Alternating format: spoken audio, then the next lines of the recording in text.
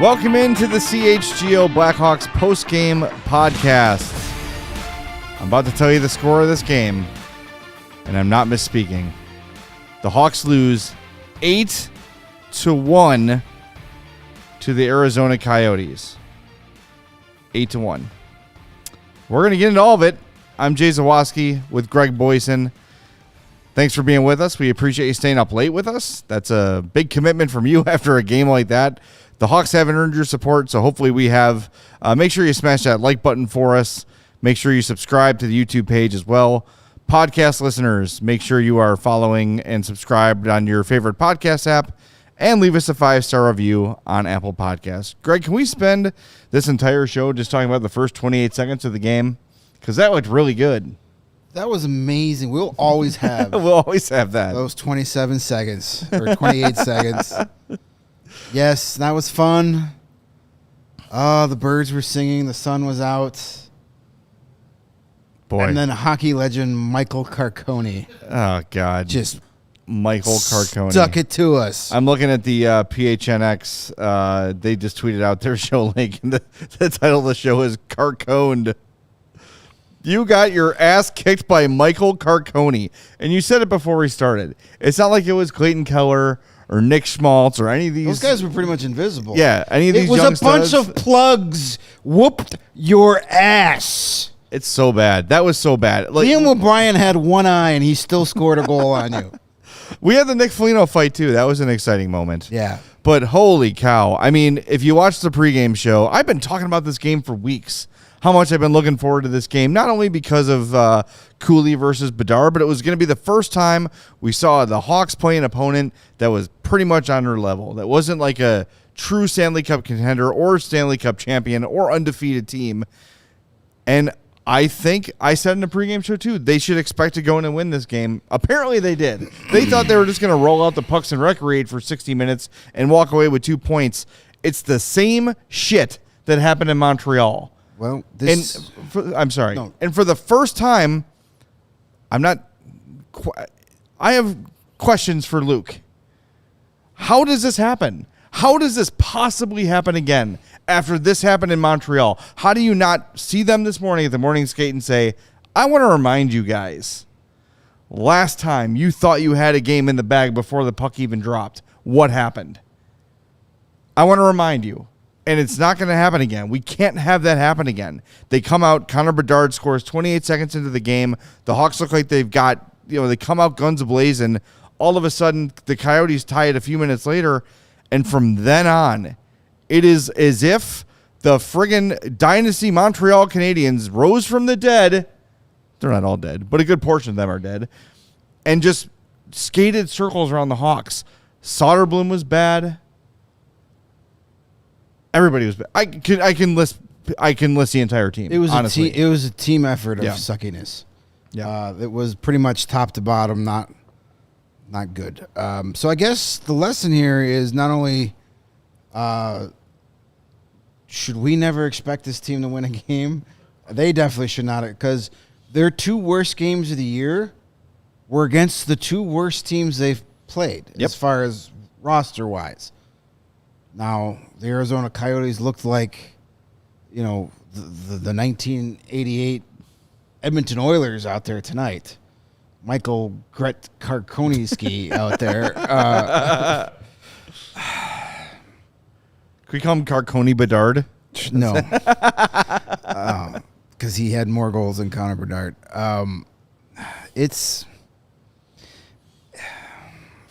I'm not going to be hat throwing or screaming or yelling. It's just frustrating. Lose to the Coyotes on the road, fine. Yeah. If it's Embarrass 4-2, yourselves. 4-3, fine. Give up 8 goals because Clayton Keller scores 4 of them, and Nick Schmaltz has 2, and Logan Cooley has 2. I could even settle. I could digest that a little better. Yeah.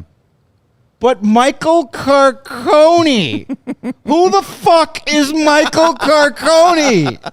He doesn't even know. It's He not scored, a real he's like- guy. He's like, oh. It's That's not my a name. real person. Yeah. Oh, my God. Brutal. Well, as we do every game, we let you choose the 4-star of the night, and good luck. The 3 stars, I didn't even look it up. Who cares? They're all Coyotes. Your 4-star nominees, Which Connor one of them Bedard. was Michael Carcone? I bet you're right. Connor Bedard with a goal, 3 shots, 4 shot attempts, 18:33 of ice time. Seth Jones with an assist, 5 shots, 10 shot attempts, 23:46 and -2 of ice time. -2 in a game you lost 8-1 when you played 23 minutes is impressive. Nick Foligno, -1. He won a fight handily, 17:05 of ice time. Also had a nice chance at the end of the game there. That dude just comes out and plays hard, and he was one of the few. And I'm really looking forward to some of the quotes rolling in from Arizona after this one, because that was real bad. And we saw Luke getting fired up with the referees on the bench.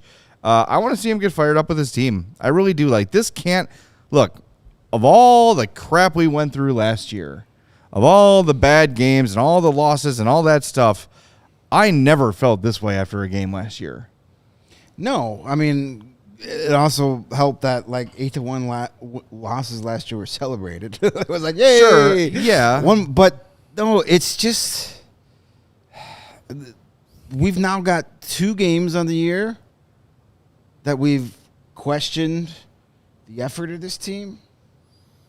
Maybe 2 all of last year. Yeah, we just didn't see that a lot last year. Yep. You know, to get the quick start, to get the goal by Bedard, you're thinking, all right, that's a really great start there. I was feeling pretty happy. I had a 3-leg parlay.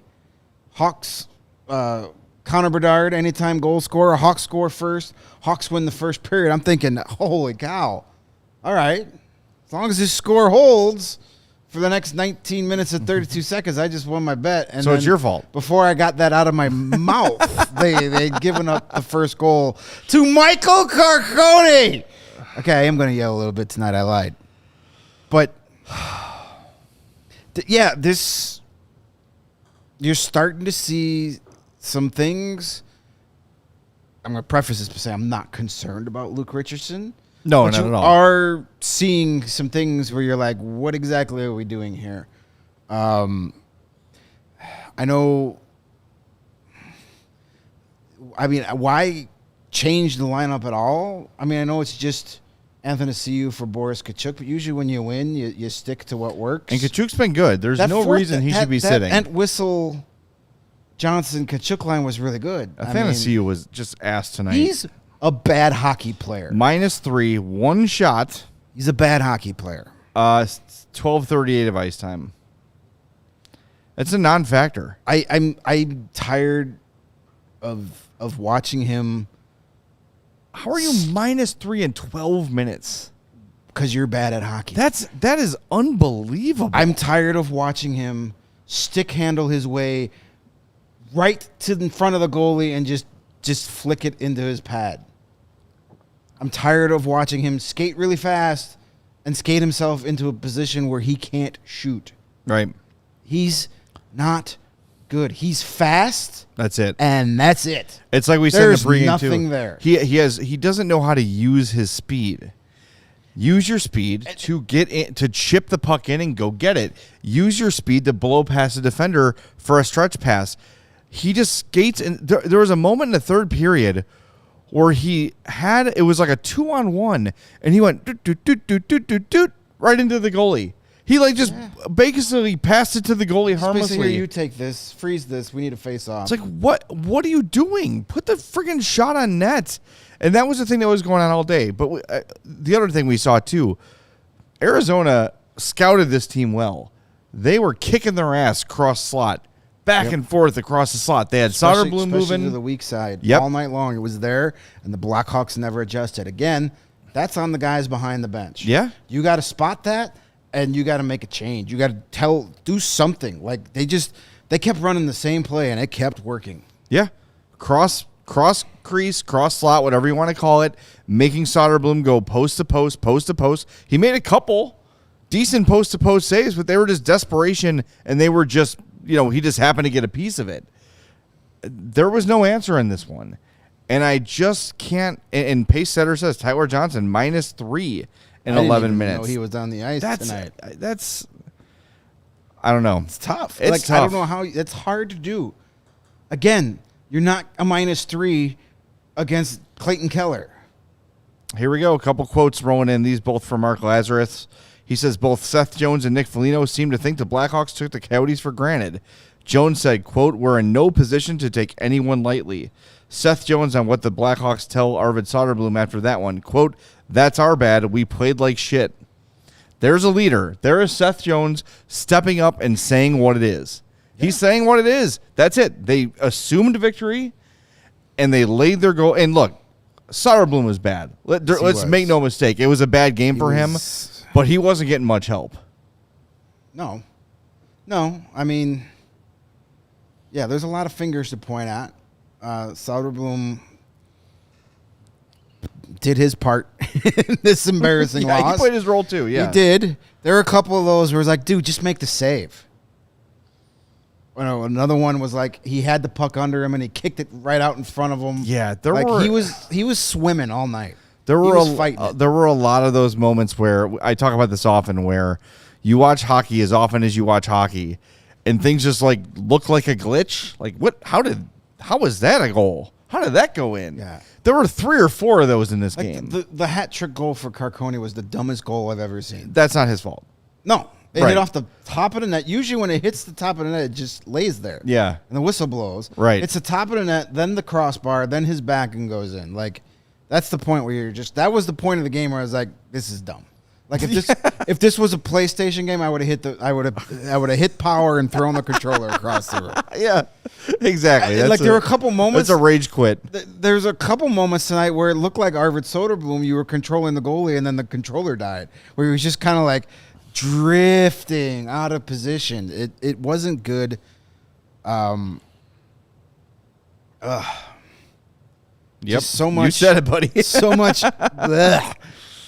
And then the worst part, not the worst part, but a bad part, is they gotta sit on this until Saturday. There's no it's one thing if this is you're back at a game tomorrow or Wednesday, you gotta sit on this and let this. I'm telling you, Saturday it's our takeover. We're gonna be in a good mood. We're gonna be hanging out with our diehards. That better be the best first period this team has ever played. Yeah.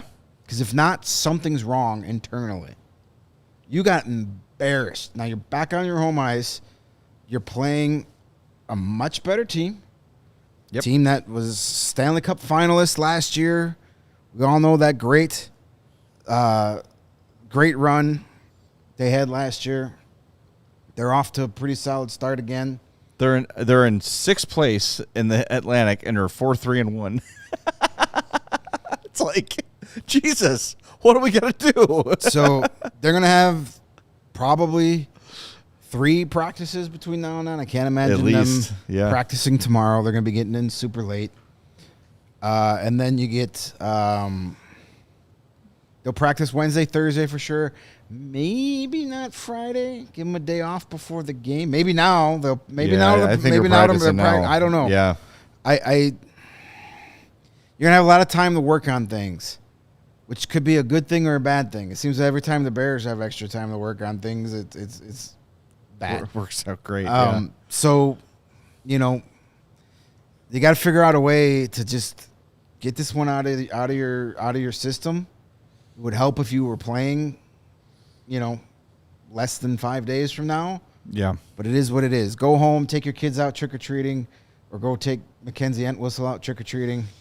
Connor Bedard. Well, someone he has wouldn't to. need any of that stuff anyway. He likes when he gets pencils and apples. Yeah, he's the one who wants the pennies. Excuse me, do you have any Cliff Bars? But,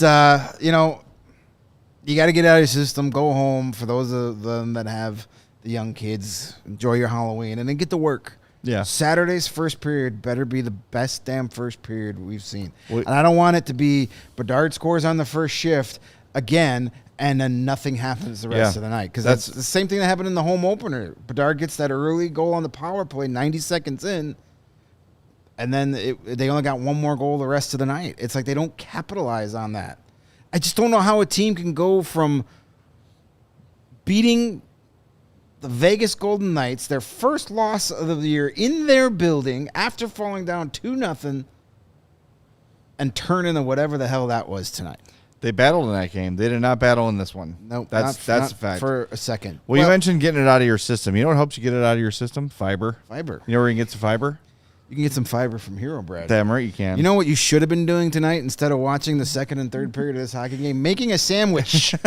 Making a sandwich, my friend, no matter what you want to put in between those two pieces of bread in your sandwich, you should start off the foundation with your Hero Bread.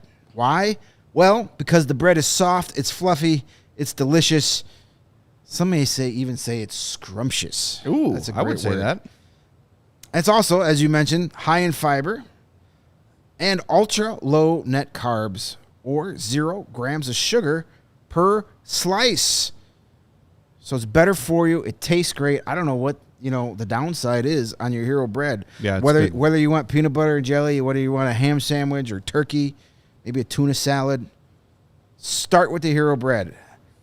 And right now, you can get 10% off at hero.co by using the promo code CHGO. Hero makes more than just sliced breads. They also make buns for your hamburgers and hot dogs, your brats. They also make tortillas for your tacos and your burritos, whatever you want. Or maybe if you just want to slap water out of your friend's mouth, they got a tortilla for that too. Yes, they do. It's all available at hero.co and also Amazon if you don't want to buy it directly from them. Fewer calories than the leading national brand, and plus 5 to 10 grams of protein per serving. You're going to feel more full after your Hero sandwich. Right now, Hero Bread is offering the CHGO family 10% off their very first order. Just go to heroes.co and use the promo code CHGO to save on Hero Bread today. That's hero.co to save 10% off today. And if you watch that Hawks game, chances are you threw up all over your floor, and you probably need new floors. So you're going to want to get in touch with our friends at Empire today. You know Empire, 588-2300. That little man with the mustache, and then he turned into an animated man with a mustache. He died. That's a Chicago institution, my friends. They've been trusted for floors in this city longer than I've been alive, and I've been alive a lot longer than I expected to be. That's exactly right. You know what, though? I was listening to the PHNX show the other day to do a little scouting. They have the Empire carpet read, too. Empire is an empire of flooring. See what I did there? With Empire today, you get shop at home convenience, the right product for your needs, quick and professional installation, and a low price guarantee. Listen, folks, you don't stay in business for 100,000 years like Empire has if you suck. They don't suck. Empire today is the best place to get new flooring. So, of course, they have copycats, but they can't beat Empire on quality, service, speed. So they advertise low-quality products that they simply won't carry. They won't promise you the lowest prices because anyone who does it is putting flooring in your home that you would not put in yours, want put in yours. Empire keeps shopping for floors with a simple and curated product selection. Their philosophy is to help you find what you need, not overwhelm you with 1,000 choices and substitutes. What they leave out of their selection is as important as what they put in. Every Empire product team exhaustively combs through thousands of product samples each year to find the perfect styles for you. They've got a virtual floor designer, which is a great way to see how your new floors will look in any space. It's easy to snap a picture and instantly see how new floors will look in your room. It's awesome. They service their own warranties. If an issue does arise, just call Empire. They service all warranties themselves. You don't have to track down a manufacturer's phone number. Schedule a free in-home estimate today. All CHGO listeners can receive $350 off when they use the promo code CHGO. Restrictions apply. See empiretoday.com/CHGO for details. Empire Today. Go get new floors. Mop up that puke and then get some new floors. you'll appreciate it. Boy, this is one of those games, Greg, where you're just like, what do you even say anymore? I mean, like that as soon as that fourth goal went in, off the back, off the top of the net, into the net, you just knew it was going to be one of these nights. Yeah, I kind of had a feeling it was going to be one of those nights before that, but that just confirmed it. Yeah. That was just like, all right, cool. Like when that went in, I was basically like, can we just do the post-game show now? Exactly. Like, We'll just record it. This is pointless. Just Steven, just edit in. We'll just record a series of 4-1, 5-1, 6-1. You just plug them in as we go. Like we were going to do all last year. Because we did the same post-game Insert team show. name here. It's the Yeah. same thing. We did the same post-game show like 74 out of 82 games last year. And I will say, like, every year, every team has a game like this. But this one feels especially bad because of what happened last game. We were saying it was an identity win. Yes. And this was an identity-stripping loss. Yes, and you were looking forward to, and like I said, I want to see a few shifts where the Hawks control the play. They had a couple, but they lost 8-1. So it doesn't really matter, does it? You know, No. it's just I like part of me wants to just kind of like say, all right, wasn't their night. Let's erase it, throw it away. I think that's probably what Luke will say tonight. I'm trying to see more quotes coming out from him. There is some Foligno quotes here from Lazarus. He says, quote, "This is going to be really weird to say this, but maybe it's a good thing it happens and we have 5 days to chew on it because I hope our team understands how you have to respect this league." More from Foligno, quote, "We have to learn there's really good teams in this league, and if we're trying to become one of them, there's a right and a wrong way to play." That's good stuff. Richardson, this is via Ben Pope, said he had hoped to get Soderblom out earlier, but he wanted to give Mrazek some time to warm up, but considering his history of groin injuries, and things snowballed quickly in the meantime. That's actually very smart of him. And he was also going to be a nominee for one of our 4 stars, but he did give up that goal. Not his fault, but, you know, so if you want to get your votes in, Bedard, Jones, Foligno are the candidates, and I think Nick Foligno should be getting some votes simply because of the things he said post-game. Yeah. And if they're not listening to him, it's a concern. Well, I mean, you got your two your veterans, 2 guys wearing the letter on their jersey, saying exactly what we saw. This team didn't come ready to play. They thought they could just walk on the ice, wave to the last row of seats, 11 rows up, and get their 2 points. Yeah. And then the Coyotes said, nope. Yeah. You can get your 28-second goal. We got it from here. And, yeah, Foligno, he tried to change, the course of the game. There was kind of a questionable hit on Seth Jones. So he grabs Liam O'Brien. Well, actually, he talked to Liam O'Brien. Liam O'Brien says, yeah, we'll fight. And he pretty much sucker punches him before he could get his that was gloves off. lame. And that pissed off Foligno. Well, that look he was giving him was like scarier than any horror movie you could watch tomorrow. I just love how he was swatting his hand down and then just bam, got him with the other. Like he popped him, man. That was good fight. It. He gave him a shiner, had to get a couple stitches, and Liam O'Brien, with one eye, still scored a goal against the Blackhawks. By the way, not that it matters, but that was definitely a kick. I don't know what they were looking at on that. I think it was. It wasn't a purposeful. I don't know. Look it to me, but it would only would have been 7-1. All right, we need to address the elephant in the room because the chat's doing it too. We are 9 games into this season, and Lucas Reichel doesn't have a point. Yeah, and I'm patient. Since the inception of CHGO Blackhawks, we have preached patience with development. We have said it's going to take time. You're going to have to go through some growing pains, yada, yada, yada. There's no way a player with that skill level should go 9 games without a point. That's almost impossible. You're right. But he's playing well defensively. He's getting better. He's doing all the things a center needs to do except driving the offense. But as I mentioned it, and I'm not making excuses for having no points yet, but I'm not exactly sure how he's supposed to get points with some of these line mates he's got. Well, he's a guy that creates offense, but then he looks to his left or right, and there's Taylor Radish. Can't keep up with him. I'm just saying, though, you're right.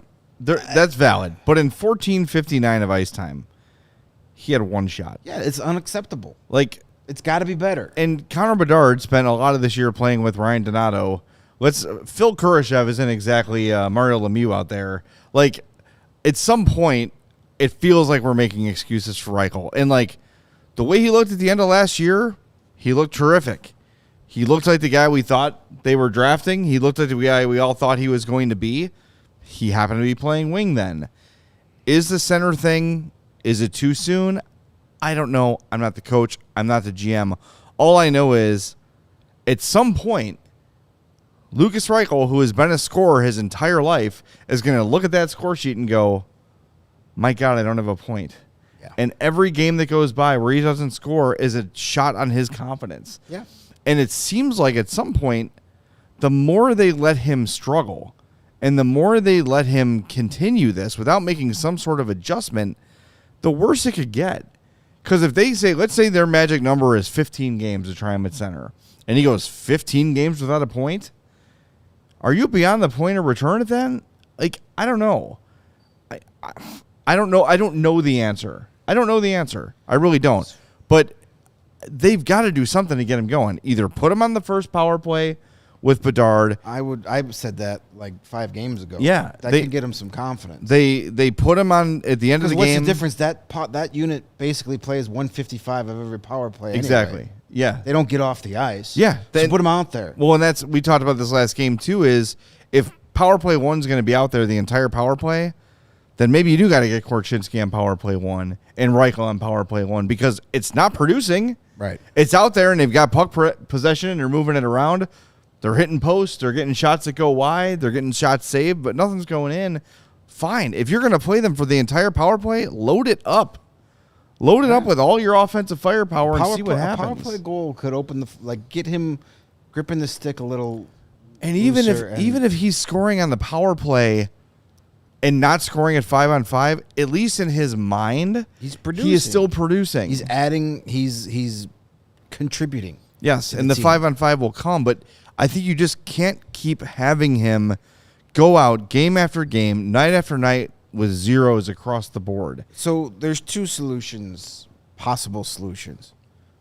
You could start as early as Saturday. And we'll get an idea at practice this week. Do you, A, scrap him at center and put him on the wing, put him up with Bedard, or do you keep him at center and put him with Kurashev and Athanasiou, the trio that looked so good at the end of last year? I know we've been dogging Athanasiou today. But he's here for 2 years. But that line looked really good last year, and it looked really good in training camp before Kurashev got hurt and Athanasiou got sick. Those are your 2 options right now. You have to do one of those 2 things. I agree. Here's what I do. And if you want to, if Luke and Kyle are looking for a way to say this to Lucas where it doesn't feel like he failed at center, say, look, with Taylor Hall out, we need a top 6 winger with Bedard. You are our best option. So until Taylor Hall's back, we're moving you back up to wing on the top line. And then when Taylor comes back, we'll figure out what we're going to do with you at center. Because then you also free him up. When that happens, you could have Bedard, Hall, and Foligno. Then you could have the line you mentioned, Kurashev, Reichel with Athanasiou. Fine. But right now, they've got to find a way to get him going. With the Taylor Hall injury, you have an excuse. Because you have to get a legit top 6 up there with Bedard. It can't be up to him to produce all the offense every game. And he's done a pretty good job at it. I mean, if truth be told, he's got goals in 4 straight games. I know that one was disallowed, but he did it. He put the puck in the back of the net. Like, he's doing what he can.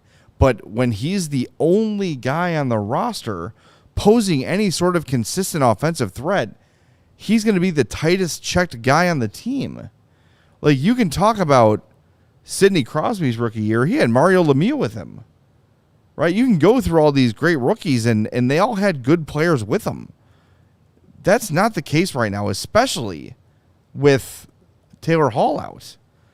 There has to be some kind of consideration given both to Reichel to get its production going and to Bedard to take a little bit of the workload off of him. Yeah. Because it's too much. It's not anything. Again, Bedard is handling it fine. I'm not worried about Bedard. I just want him to get a little bit of support. I'm looking at the roster that Connor McDavid started his career with. He had Taylor Hall on his team. Jordan Eberle was on his team. A 20-year-old Leon Draisaitl, so not the same guy, obviously. But I've already named 3 guys more talented. Pat Maroon, a 27-year-old Pat Maroon. Ryan Nugent-Hopkins was coming into his own then. Like, they had offensive talent with him. The Hawks don't have that. They don't have enough. And you've got to find a way. Look, I think Bedard can go on and keep producing the way he is, right? I have no doubt about that. But, man, let's get him a little bit of support so it's not every game is such a grind for him. Right. And I know we went into this season with very low expectations. We didn't think this was going to be a playoff team. We knew that there was going to be a lot more losses this year. We said if everything goes right, they get average NHL goaltending, they could probably hit 70 points this season. But it's just not going the way we envisioned it. Like the 2 losses to Montreal and the Coyotes, those were not losses we saw last year. Right. So, and yes, they're down one of their best forwards in Taylor Hall. They're down arguably their best defenseman in Alex Vlasic. Those 2 guys are out there tonight.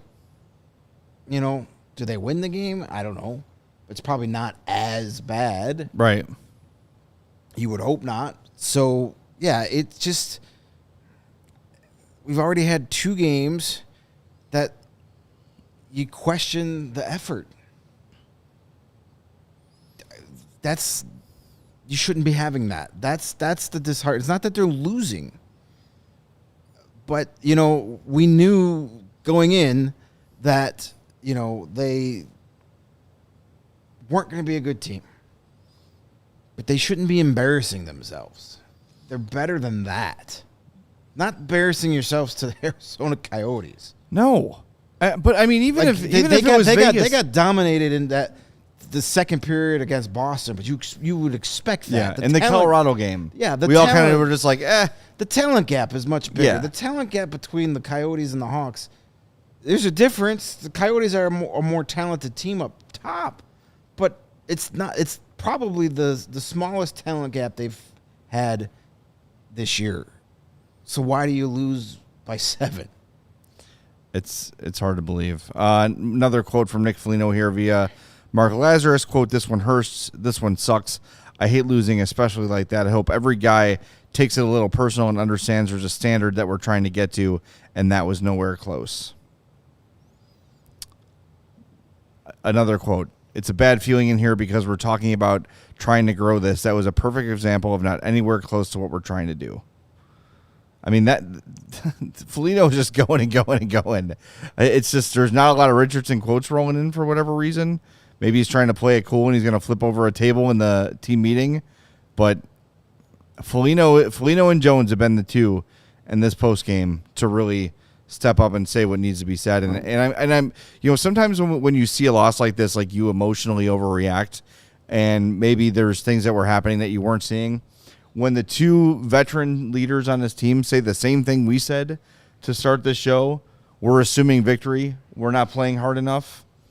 That's it. Like, to be honest with you, I would rather hear that from the players than the coach.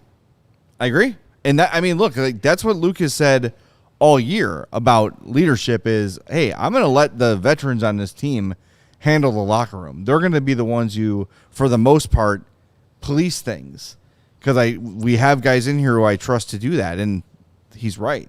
They do have guys, but at some point, like, there's got to be a consequence. And I know, you know, sitting Andreas Athanasiou, that was a consequence, right? We talked about it in the pregame. We're going to keep an eye on his response. That's it. Still waiting for it. Seriously, a guy who's played in the league that long as Athanasiou has played in this league, for that to be his response, that is super concerning. It tells you exactly why at the end of the last year during his exit interview, he was kind of like, well, I don't know where I'm playing next year, you know. It's really not up to me. Even though it is kind of up to you, but there's a reason that guy's been on as many teams as he's been on. He's a very frustrating player. Very. Because you know what's going to happen Saturday is he's going to make some dazzling end-to-end rush and score, and all's going to be forgotten. But, my God, those are so few and far between now. He's just been a complete non-factor. And when you have these young teams, guys like Athanasiou should be excited to get a bigger opportunity than they would get on it. If this guy was on Colorado or if he was on Vegas, he'd be a healthy scratch or a fourth liner or a best of third liner. On this team, he should be getting top 6, but he's done nothing to earn it. Nothing to earn that opportunity. If anything, what he has earned is another healthy scratch on Saturday. Yeah. And again, I don't want to put this whole loss on him, but as you hear Nick Foligno and Seth Jones, like, not saying it, but kind of saying it about questioning the character early in the season here, that guy is, to me, that's Exhibit A, is Athanasiou. Because, again, if in the sports I played, if I got singled out by my coach as the guy who got benched, as soon as I'm back in there, I'm chomping at the bit to prove him wrong and say, you made a mistake, you saw it wrong, or you're right, I played like ass. I'm going to show you that I want it. I'm going to show you that I'm never going to let you down again. And Athanasiou's response was zeros across the board and a -3 in 12 minutes. What? It's a good thing he didn't play 15. Good Lord. He could have used some ram power on the ice. Well, never mind. Yes, you're right. The good kind of ram power. Yeah, sure. And if you need some ram power in your life and you're in the market for a new vehicle, we've got some great news for you. Much better than any other thing we've talked about so far tonight other than Connor Bedard's goal. Ray Chrysler, Dodge, Jeep, and Ram in Fox Lake have joined the CHGO team. At Ray Chrysler, Dodge, Jeep, and Ram, you'll always be able to shop one of Chicagoland's largest inventories and find unforgettable savings. And right now, during Ram Power Days at Ray Chrysler, Dodge, Jeep, and Ram in Fox Lake, you'll be able to secure 0% financing or 17% off new Ram models. But that's not all. Now through October 31st, that's tomorrow, so you better hurry in, explore their newly renovated showroom and take advantage of limited time 7-year anniversary savings. That's very limited time, like less than 24 hours. So if you're in the market for a new vehicle, and you have to check out the team at Ray Chrysler, Dodge, Jeep, and Ram, because they're the only team we recommend. Visit them today on Route 12 in Fox Lake. For more information, visit raycdjr.com today, serving the community since 1963. And we want to say about our friends at CIRCA Sportsbook. They've got tight money line splits, a low hold model. Games will strive to be a -110 split on the CIRCA Sports menu, unlike other jerk-ass sports books that may use -115 or -120 splits. Oh, my God. CIRCA Sports keeps as little money as possible on their large market bets like futures, golf tournaments, etc., especially compared to other books. High app limits and transparency is the name of the game with CIRCA. They do not limit players based on their winnings. Every player has the same limits, unlike other books who do limit winning players. That doesn't seem fair. We encourage bettors to download and explore all sports betting apps available, compare the lines from each sports book, and we're confident that you will find CIRCA is consistently the best. There are real people behind the CIRCA Sports brand who resolve issues in a timely fashion, unlike other books who use chatbots, those evil chatbots. All aspects of the app are being run by the same team that runs the main CIRCA Sportsbook at CIRCA Resort and Casino in Las Vegas. Listen, folks, if you haven't caught on yet, this is about the customer. CIRCA is committed to the customer, not to lining their pockets with your money. Download the CIRCA Sports Illinois download the CIRCA Sports Illinois app at circasports.com/Illinois-app to sign up today. Also, be on the lookout for CIRCA events, watch parties, and tailgates. If you or someone you know may have a gambling problem with gambling, yes, call 1-800-GAMBLER. That's 1-800-426-2537. Text GAMB to 833-234 or visit areyoureallywinning.com. If you are the Blackhawks, no, you are not really winning. All right. Are we ready to call the fourth star of the game? It's kind of a runaway here. This is a runaway. All right. With 71% of the votes as of right now, I don't think anyone's going to catch up with this. Connor Bedard is the chat's 4-star of the game. Again, finished the game with a goal, 3 shots on goal, 4 shot attempts. Not one of his most dynamic overall games, but it's always good to see him dent the net. And, man, there were a few opportunities in this game where he just unleashed that shot, and there's going to come a point this season where he gets on a heater, and those things start finding the back of the net, and he's going to have, after the end of a week, he's going to have like 6 goals in 4 games or something. I think there's a reason that he seems to be scoring a lot on his first shot of the game, because I think it surprises the shit out of the goalie. How quickly it gets off the stick. Yeah, that was the case with Connor Ingram tonight. That was probably the case, in Vegas as well, where it's like, oh my God. Yeah. Like Connor Ingram could probably he saw him flick the wrist, and like as he's waiting for the shot, it's already behind him. He's going to surprise a lot There of was guys. one moment in this game where Bedard shot it like an inch wide, and it hit the backs, the boards behind the net, and I saw Ingram react as it hit the board. Like, he's like, whoa, a shot just went past me. Like, there is a lot of stank on those shots, and we knew that's what he was bringing to the league, and that was going to be the difference. There was also a moment in this game where he used his speed and his edge work. We talk about Athanasiou, who's maybe faster straight ahead, but Bedard knows how to use his speed and change speeds and navigate his way through defenders, or he kind of turned on the Jets unexpectedly past the Coyotes defender to create another chance. So, look, I think Bedard has been as advertised. I don't know if I would imagine most of our CHGO audience agrees. I mean, I'm sure there's some people that expect him to score a hat trick every night. We had someone in the pregame show say, fair to expect a hat trick tonight? No, never from anyone. It's not fair to expect that, but we should have combined Fort Star and Connor's Corner together. Yeah. But no, I agree. I think he's shown numerous times why multiple teams tried to flush a season down the toilet to get him. Definitely. He's as good as advertised. He's only going to get better. We have not even scratched the surface on what he could do at this level. Just I keep thinking of what it's going to look like in 3-4 years when he's out there with Nazar and Oliver Moore and some of these other young kids coming up. Yeah. Guys that have They're playing really well, too. Yes, they are. And we'll have the next edition of the Rebuild Report out later this week.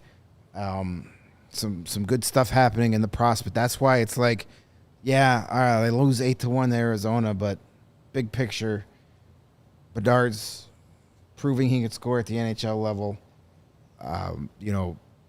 Kevin Korchinski, he had the assist on that.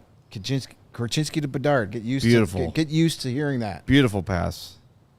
Kevin Korchinski, this was his 9th game today.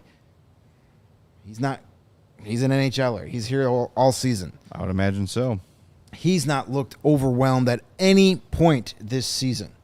Has he made mistakes? Absolutely. Yeah, that last goal he could have been better on. There's no doubt about it. But has he looked overwhelmed? No. So that's the big picture stuff that you should be happy about. And keep in mind, as we bitch about some of the individual performances in this game, again, like last year, a lot of these dudes are not going to be here when it actually matters. Yeah. Like, Andreas Athanasiou is not going to be a Blackhawk when the Blackhawks are ready to compete again. No. He's just not. Like, a lot of those guys are. And what we're learning here is, he will be a Nashville Predator because he is the perfect Nashville Predator. Yes, he is. But you could check Bedard, right? Bedard's a certainty. Korchinski seems like a certainty. Vlasic seems like a certainty. Yes. That's 3. The only one of these future guys that you have to be concerned about right now is, as we mentioned, Lucas Reichel. You want more from him at this point. And I will say, I know Reichel's an NHL player. It's just to what level? Right. Is he Michael Frolik? Is he Marcus Kruger? Is he smallish European dude? Right. Is he a top 6, middle 6, or bottom 6? Yeah. And right now I'm leaning middle 6, yet. but Right. But let's we get some more. We just got to get his confidence going, and find the right combination. If it's on the wing, if it's, with other guys, these are things, but this is what this season is about. Right. Is exactly figuring out where he fits in and what he does. And yeah. But yes, it's concerning his start. Very concerning. But again, big picture things for the most part, they've been very good. Arvid Soderblom, we've seen the good version and we've seen the not very good version. But again, young goaltending behind a young team, you're going to have that. Wyatt Kaiser, still think he needs that time in Rockford. Yeah, I think you're right. But Phillips really struggled today, yes, too. He did. He was, he took a couple penalties. I'm giving Owen Allen a look. I'm sorry. That's just me. I think Kaiser needs the Rockford, some time in Rockford. He was on the ice for 3 goals against. And I know a lot of people right away say, well, he's Tenorti's partner. That can't be an excuse for every time he's on the one goal, he literally screened Arvid Soderblom. Yeah, he was standing. So you either block the shot or get out of the way so the goalie can make the save. Right. So, yeah, there's things big picture that are going well. So that's why the 8-1 losses, hopefully, when these rest of these kids get here, when it's Allen and DeMastro and Camezzo's your starting goalie, and it's Nazar, and it's Moore, and it's Ryan Green, and Gavin Hayes, we're not going to care about this 8-1 loss anymore. That's why I just keep telling myself when I watch games where I get upset because, yeah, the effort needs to be better. Well, most of these guys are going to be half-assing against the Coyotes in different uniforms when these games actually matter. Yeah. It still is frustrating because with Bedard here, there's a different level of attention on it. And, I wrote a couple weeks ago for Blackhawks Beat, there'll be a new one out tomorrow. Just like, is it time to get a little bit of help for Bedard, like a Connor Garland type or whatever, just to get a little more scoring depth in here because you can sell me all the Taylor Radish you want and the Athanasiou you want. I think we all knew that last year those guys put up numbers because someone has to. Someone has to. Like when Kane and Taves and Domi and all those guys are shipped out of town, someone has to score goals. Yeah. You're not going to get shut out every game, right? Someone has to put them in. I need to see more. And I know this year is not about winning. I know it, but I would like to see at least one more offensive player brought in here, however it may be. Maybe there's a free agent sitting out there that hasn't been signed yet. We know who Mario wants. Lebowski 5 says maybe call Cole Gutman back up. I'm not opposed to that. I thought Cole Gutman looked good.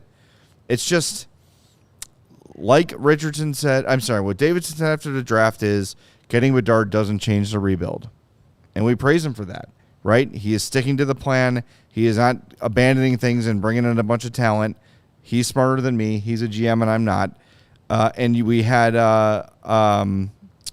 Chris Peters on and said Bedard is the shortcut. He's going to cut a year off the back end of the rebuild, not the front. Exactly. So it's going to be okay. It's just when you have a game like this that is such a disappointing outcome, and again, it's not because of the score necessarily, it's because of the effort, right? Like 8-1, fine. You ball it up, you throw it away. The goalie didn't play well. There were some bad breaks both ways. Fine. But for Nick Foligno to be saying, we took this team for granted, we thought we were going to win, that's what worries me. That's what bothers. Yeah, bother is more the word than worry. Yeah, this team is not a position to think they can beat anybody. They got to work for it.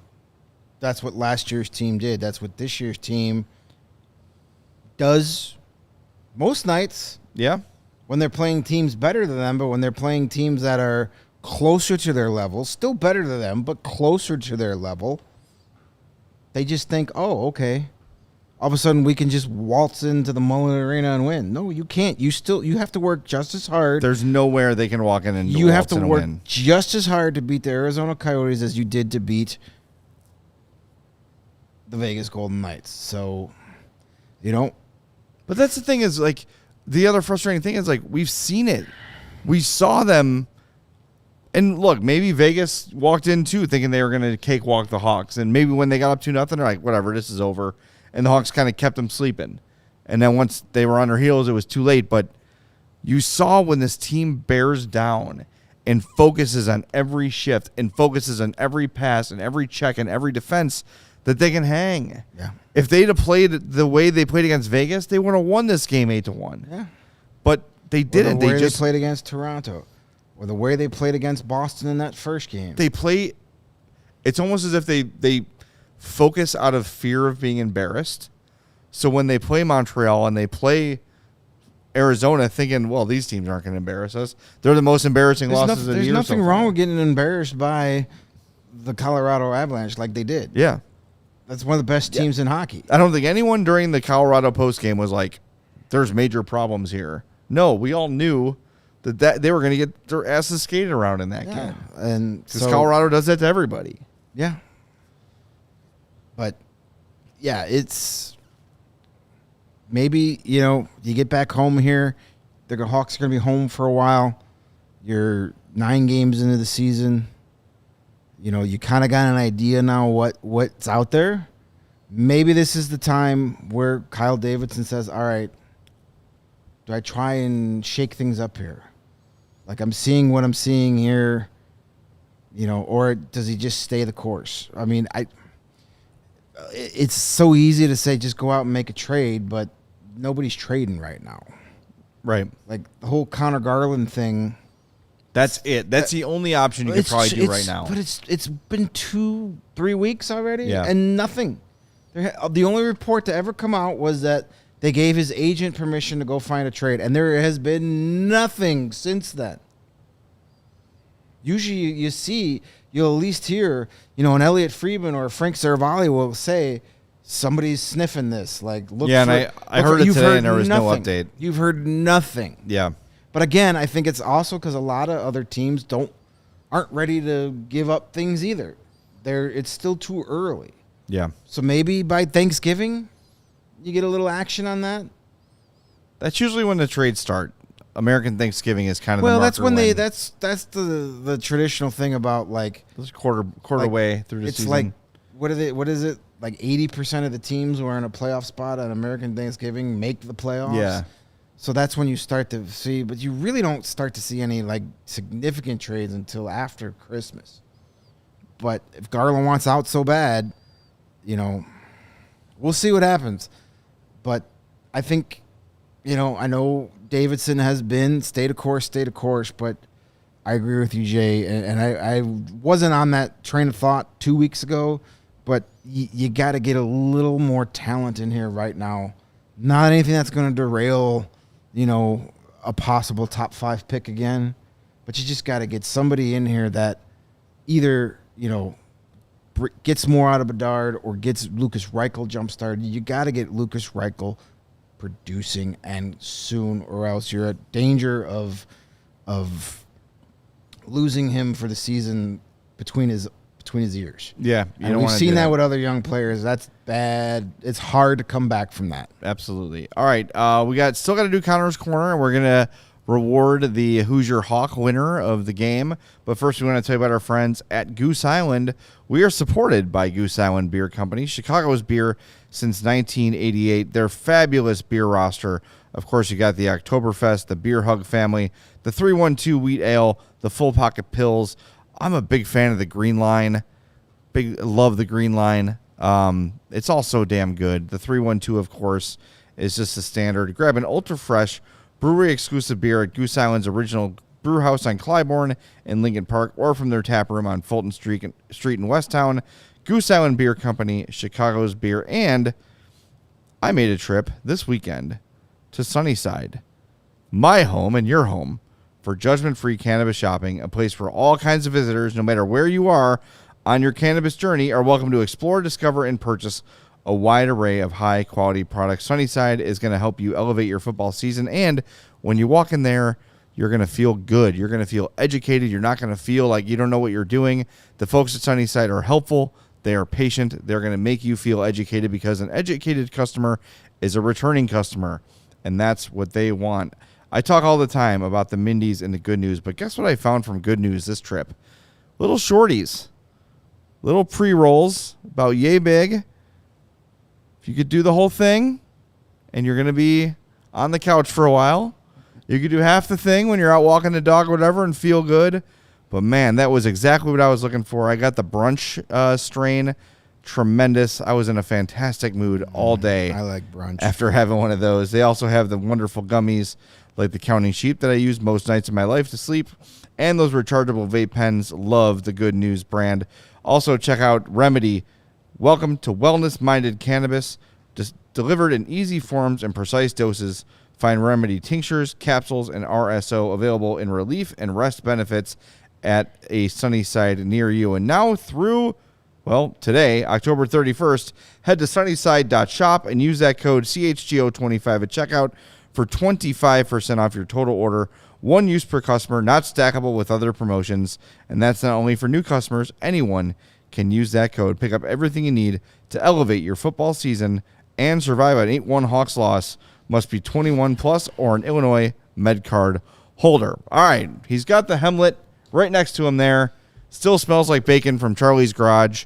The winner of today's Who's Your Hawk is your friend of mine. Off the schneid. Greg Boysen. Off the schneid. Thank you. We're catching up with Mario. Yes, we are now tied for worst. Yeah. Yes. We're both in second. That's how we look at it. Tied for... There's only one person ahead of us. We're tied for the runner-up position. Exactly. Mario with 5 wins. Greg and I each have 2, but we'll get back on the board. We'll get in there. We're tied for second, which means if we were the Nashville Predators, we'd have a banner. That's right. We would have a banner for second. By the way, Remedy, my favorite Black Crow song. That is a great song. Yes. I will say Sting Me is better. This is a discussion I've had for years.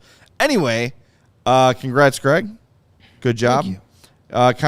Connor Bedard was the reason he won. So let's go to Connor's Corner and update the stats, and we'll wrap this bad boy up.